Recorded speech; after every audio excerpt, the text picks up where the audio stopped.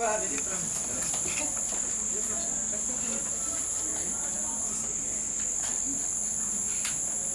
vous voyez.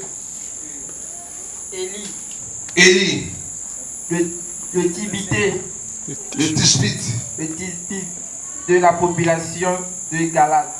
Dit à Akab. Dit à Akab. Par la vie du Seigneur. Par Yahweh vivant. Le Dieu d'Israël au service duquel je suis. Le Dieu d'Israël que je sers. Il n'y aura ces années-ci ni rosée ni pluie. Sinon, à ma parole, la parole du Seigneur fut adressée à Élie. Amen, on va s'arrêter là. Quelle autre version? Quelle autre version?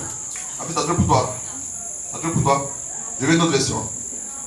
Avant qu'il lise ma version Jérusalem, qui est un peu plus corsée. Moi, je dirais que dans ma version, qu'on a dit. 1 Roi chapitre 17. Élie le Tishbite, un des habitants de Galate, dit à Akab, par Yahweh vivant, le Dieu d'Israël que je sais, il n'y aura ces années-ci ni rosée ni pluie, sauf à mon commandement. Dis moi ces garçons. Dis-moi ces garçons. Dis-moi, Élie ces garçons.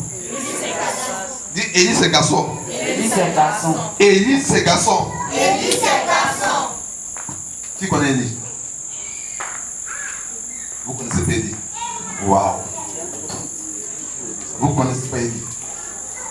Le prophète Élie. Jamais ma fille. Mighty God, ready to shake out. Qui connaît Élie? Personne. Donc ça veut dire que vous n'exécutez pas les Écritures.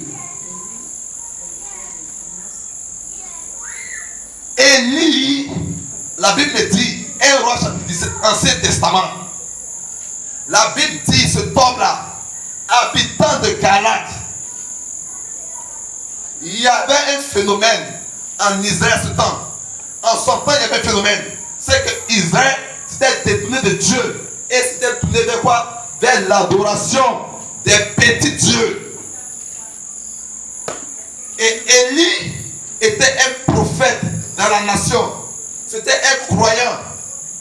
Si c'était à notre temps, Élie était un bon chrétien, un chrétien zélé. Élie était un homme qui aimait Dieu passionnément, follement, bêtement, qui n'était pas de la demi-mesure, pas comme les chrétiens d'aujourd'hui, qui sont ni à gauche ni à droite. Eux sont au milieu. Ils n'ont pas la faveur, ils n'ont pas le zèle, non. Ils trompent les Écritures. Quand ça s'arrange, ils sont comme ça. Quand ça s'arrange pas, ils sont comme ça. On ne sait même pas où on va les mettre où. Élie ne traitait pas ce genre de personnes. C'était un chrétien zélé, un croyant zélé. La Bible dit, en son temps, il y avait l'idolâtrie. Et le roi Akab c'est le roi d'Israël. Akab a pour épouse Jézabel. Vous connaissez Jézabel? Vous connaissez l'esprit de Jézabel? Je vais enseigner l'esprit de Jézabel. La prochaine fois. Et la prochaine fois. Akab était le roi d'Israël. Et ce roi-là avait commencé à mettre tout le pays dans l'idolâtrie. Il avait commencé à mettre des sanctuaires partout dans tout le pays. Et pousser la population à adorer un petit Dieu. Alors que c'est Yahweh Sabaoth qui avait sorti Israël de l'Égypte, qui a ouvert la mer Rouge, qui les a nourris pendant 40 ans au désert, qui les avait possédés Canaan, qui les avait voir le lait et le miel couler, qui les avait voir tant de merveilles, qui les avait voir la victoire sur tous les ennemis. Mais la Bible dit que ce petit roi s'est levé pour aller adorer les petits dieux. Et il a commencé à mettre toute la nation dans cette idolâtrie. Il y a seulement quelqu'un de ta famille qui est en train d'adorer les petits dieux. Et quand il adore, vous tous vos noms, il est en train de mettre vos noms là-bas. Il est en train de mettre vos noms là-bas. Consciemment et inconsciemment. Tu veux, tu ne peux pas. Ton nom est déposé sur un autel qui parle contre ta vie. Un sacrifice en train de faire en ce moment précis, au village de quelque part. Et ton nom est cité. Akab avait commencé à mettre l'idolâtrie dans tout le pays. Et ma Bible me dit qu'Akab avait 450 prophètes. Il avait toute une école de prophètes. Tout un bataillon de prophètes. qui matin, midi, soir, adorait les petits dieux, offrait des sacrifices aux petits dieux, qui étaient là seulement pour adorer. Il y a des gens dans la famille, et tout leur travail, c'est pour dire cotisation, c'est la fin de l'année. On va les payer le mouton pour le sacrifice. C'est eux, chaque mois, ils sont là. Il y a funérailles, envoyer l'argent. Il y a tel sacrifice à faire, envoyer. Il y a des gens qu'on a famille, eux, leur travail, c'est d'aller consulter. Il y a des mamans comme ça, je m'en vais consulter. Je m'en vais consulter. Je m'en vais consulter. Il y a des papas comme ça, des frères comme ça. Un peu, eux, ils sont consultés. Ma Bible me dit, il y avait ça déjà, avant que nous ne naissions. Et Élie était révolté. Il était contre ses mains de fer. Il était fâché contre ses mains de fer. Mais si vous lisez chapitre 1 jusqu'à 15, jusqu'à 16, vous allez voir que nulle part on n'est pas délivré. Faux. Nulle part en 1 roi on n'est pas délivré. Élie apparaît en 1 roi 17. Je vais te donner la révélation. Élie n'était ni en 1 roi 1, ni 2, ni 3, ni 16. Non. Élie apparaît brusquement en 1 roi 17. Et brusquement, Élie se trouve devant la présence du roi. Quand Élie parle là, c'est comme si quelqu'un trouve Alas comme son parrain. Imagine, tous les gars de corps sont là. Et puis quand tu ouvres ta parole pour parler contre lui, qu'est-ce qui s'est passé? Élie s'est trouvé au palais, devant le roi et toute l'armée. Et il a dit à sa parole. Mais où Élie était d'abord? C'est que tu ne sais pas. Élie était dans la présence de Dieu. Élie était un homme de prière. Élie était un homme de connexion. Élie était un homme qui avait une intimité avec Dieu. Élie était un homme qui avait une faveur divine. Élie était un homme dont sa vie reposait dans la communion avec Dieu. Élie était un homme qui aimait prier. Élie était un homme qui aimait adorer Dieu. Élie était un homme dont la vie était offerte à Dieu. Toi, ta vie n'est pas offerte à Dieu. Et tu veux renverser les autels. Tu veux annuler les malédictions. Tu parles depuis tant d'années sur la famille. Tu veux te mettre pour prier contre les malédictions de la famille. Alors que ta vie n'est pas offerte à Dieu. Ta vie n'est pas tournée vers Dieu. Ta vie n'est pas connectée à Dieu. Tu n'as pas la faveur de Dieu. Et tu veux te lever contre les adorations que les gens font avant que toi-même tu sois né. Qui continue. Ce n'est pas possible. Pour que ça puisse arrêter, il faut que tu aies une vie de prière. Que tu sois puissant dans la prière. Je ne te dis pas d'aller à l'église. Je te dis d'avoir une vie de prière. Quand tu n'as pas une vie de prière, il y a des décrets que tu ne peux pas prendre sur ta famille. Il y a des décrets que tu ne peux pas donner sur ta famille. Il y a des malédictions qui vont continuer sur ta famille. Il y a des malédictions qui vont demeurer sur ta famille. Pourquoi? Parce que tu n'as pas une vie de prière. Tu ne connais pas l'impact de la prière. Tu ne peux pas annuler les crises dans la famille. Tu ne peux pas stopper les maladies pépées dans la famille. Tu ne peux pas stopper la malédiction qui court sa famille. Tu ne peux pas annuler la mort dans la famille. Il y a des familles où tout est mort. Affectivement, il y a la mort. Financièrement, il y a la mort. Physiquement, il y a la mort. Quand vous les regardez, tout le monde est soumis à la mort. L'esprit de mort règne.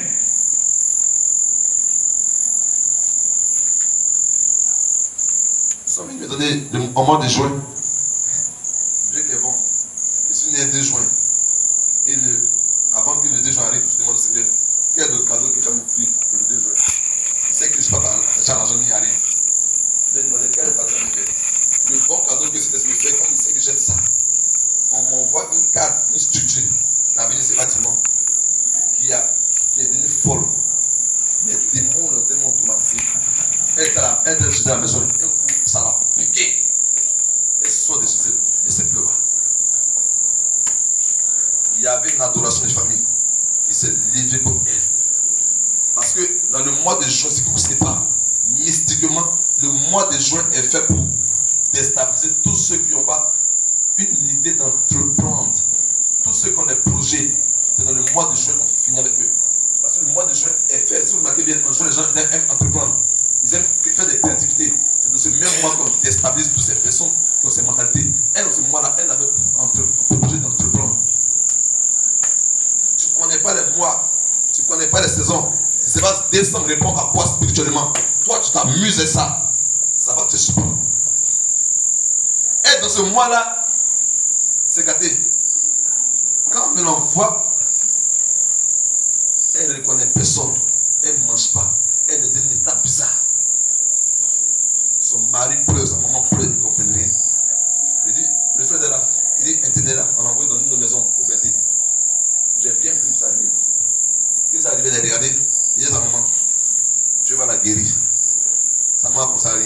ce qui ne sait pas, c'est qu'ils sont allés voir tous les grands hommes de Dieu. On dit, il y a un père qui a d'Aboua, qui fait des délivrances, ils sont allés voir, rien. Ils ont commencé à citer tous les hommes de Dieu. Ils ont dit, moi, comme ça là, il a fait quoi ici? Tous les dieux d'Abidjan, on dit, ils ont passé sur tous les dieux, il n'y a pas de solution. Plus eux-mêmes brillent, plus ces cas sont pires. Donc, j'ai dit, nous on dit pas Abidjan, si les vieux pères, eux-mêmes, elle est quittée là-bas, il y a de cas encore. Il dit, maman, garde espoir, Dieu a fait. Moi, je ne sais pas comment Dieu a fait, mais c'est convaincu que Dieu a fait. À ma parole. Dis-moi à ma parole. À ma parole. Dieu a fait. J'ai intenu la vie pendant 3 jours. Prière sur elle.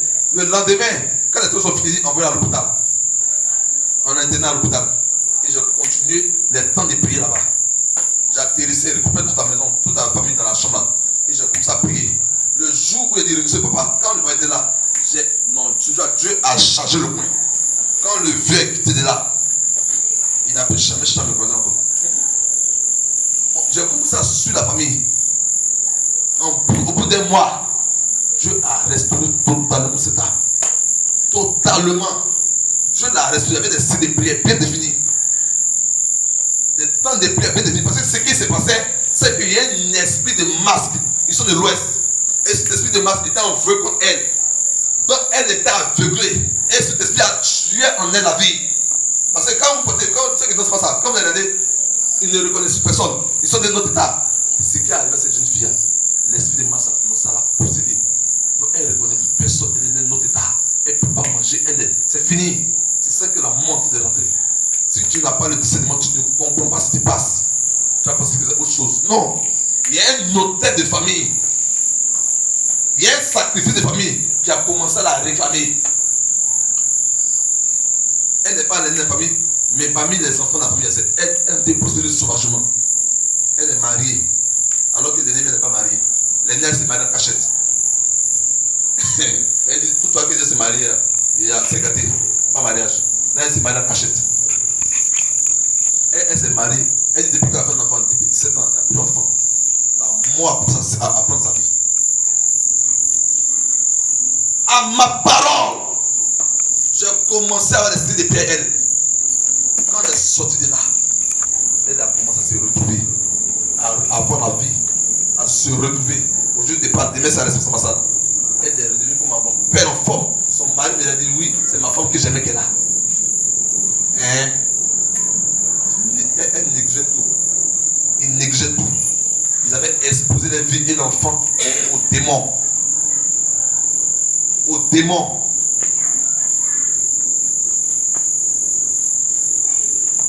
Élie n'aimait pas ces œuvres-là. Et il s'est levé comme ça. Il s'est levé comme ça. Mais pour se lever comme ça, la Bible dit, Élie était un homme de prière. Élie aimait prier. Il avait une foi en son Dieu. Il avait une relation vraie en Dieu. Il avait une connexion certaine en Dieu. Il avait une intimité à Dieu. À tel point que quand Élie parle, il est convaincu que quoi? Dieu est avec lui. Est-ce que toi tu es convaincu que Dieu est avec toi? Tu es convaincu de ça? C'est pas dans la bouche, hein? On va tout à l'heure. Tu es convaincu que Dieu est avec toi? Tu es convaincu que la famille de Dieu c'est ta vie? Donc tu es convaincu que Dieu va accompagner la parole que tu as dit? Donc tu es convaincu que tu as des démons tout à l'heure? Non. Tu es convaincu que tout à l'heure les démons vont fuir? Oui. Tu es convaincu que tout à l'heure Satan c'est un problème? Oui. Je vous dis tout à l'heure quand j'avais l'intercession, je voyais un démon crier, qui était agité, qui était dans tous les états. Et ce démon-là, tout à l'heure quand on commence à prier, il va lâcher. Parce qu'il est là cuit. Et il dit à ma parole, il a l'autorité, la puissance de la prière. Il peut changer le cours des choses. Ce que Dieu veut pour toi et pour moi, c'est que nous sommes des hommes de prière qui changent le cours des choses, qui annulent les choses qui se passent dans les familles qu'ils n'aiment pas, qui ont l'autorité, qui peuvent déclarer que la malédiction s'arrête sur sa famille, qui peut annoncer la bénédiction sur sa famille, qui peut annuler la mort sur sa famille. Je veux que tu te lèves pour détruire toute magnification sur ta famille. Dieu veut que toi c'est Élie, qui est un homme de prière, qui a l'autorité pour soumettre toutes les réalités. Arrête de voir petit, non. Jésus dit, je vous donne le pouvoir. Luc 10, je vous donne le pouvoir de marcher sur serpents, sur scorpions, sur toute la puissance de l'ennemi. Et rien ne pourra vous nuire. Mais beaucoup de personnes ont vendu le pouvoir. Elles ont vendu le pouvoir. C'est pourquoi elles sont devant les faits et ne peuvent pas changer les choses. Tu vois les personnes qui s'est plein de lamentation. On dit demande des messes. Tous les jours. Assistant en sécurité. Assistant en sécurité. Telle famille demande assistant en sécurité pour la fin de l'année. Assistant en sécurité seulement. Non. Il n'y a pas de telle famille qui bénit Dieu. Aujourd'hui, on a d'abord demandé, nous rendons grâce à Dieu pour l'autorité qu'il nous a donnée. Non, hein? Non. Assistance, sécurité, protection. Assistance, sécurité, protection. Aïe! Dieu n'a pas autre chose à faire. Aïe! Ça, c'est quel vie chrétien, ça? Assistance, sécurité, matin, midi, soir. Quand je vois, il dit à quel moment prier pour la multiplication. Si tous les gens, il faut qu'on prie pour assistance, sécurité, à quel moment on voit les autres formes de prière? Tous les jours, on fait assistance, sécurité. Aïe! À quel moment prier pour la surabondance, des choses comme ça? Tous les jours, du premier au 31, c'est même intention. Tellement qu'ils ont peur des démons, tellement qu'ils sont fragiles spirituellement, tellement qu'ils sont paresseux spirituellement, tellement qu'ils sont inactifs spirituellement. Ça va venir assistance, sécurité. Non. Il y a quelqu'un qui dit ceci, non? Il y a quelqu'un qui me dit que ma maman est tombée malade encore. Et puis elle va la regarder comme ça.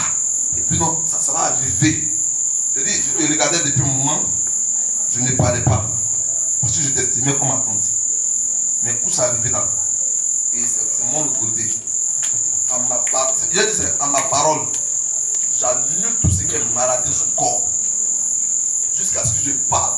Elle ne va plus jamais tomber comme malade. Elle m'a réalisé de Dieu. Il dit, regarde seulement, tu vas voir. Ça va aller. Il n'y a plus jamais mal dans mon corps. Plus jamais. On ne m'a jamais appris encore pour dire, elle était malade chaque mois. Il y avait maladie. Depuis qu'elle finit de libérer la parole, les années passent, il n'y a plus de maladie sur son corps. On ne m'appelle plus pour me dire elle est malade. Non! Je dis à ma parole. Il faut leur montrer que c'est toi l'autorité. Mais tu joues à ça.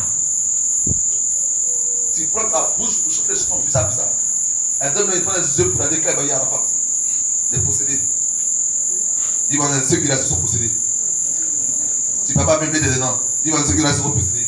Ils voient bien les gens qui restent les baignes. Ils sont contents comme ça. Une jeune fille possédée qui a besoin d'aide, qui est dans les souffrances, qui fait ça pour donner les apparences de quelqu'un qui vit.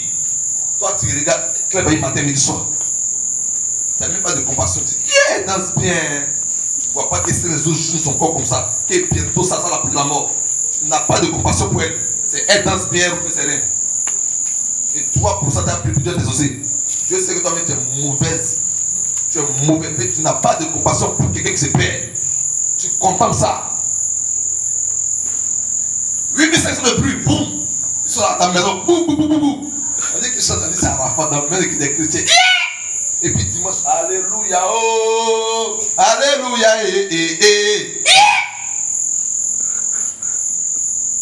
Ça, c'est quel genre de chrétien? Est-ce que vous voyez le massacre même? Ça, c'est quel genre de chrétien? Et toi, tu apprends ta langue pour parler aux démons. Souvent, vous jouez tout, ça me fait mal. Souvent, vous jouez tout. Il y a des choses qu'un chrétien ne fait pas. Comme moi, c'était petit, plus les pieds. Un chrétien ne fait pas ça. Élie dit à ma parole. Il a l'autorité sur quoi? Le vent. Il a l'autorité sur l'eau, sur la poussière.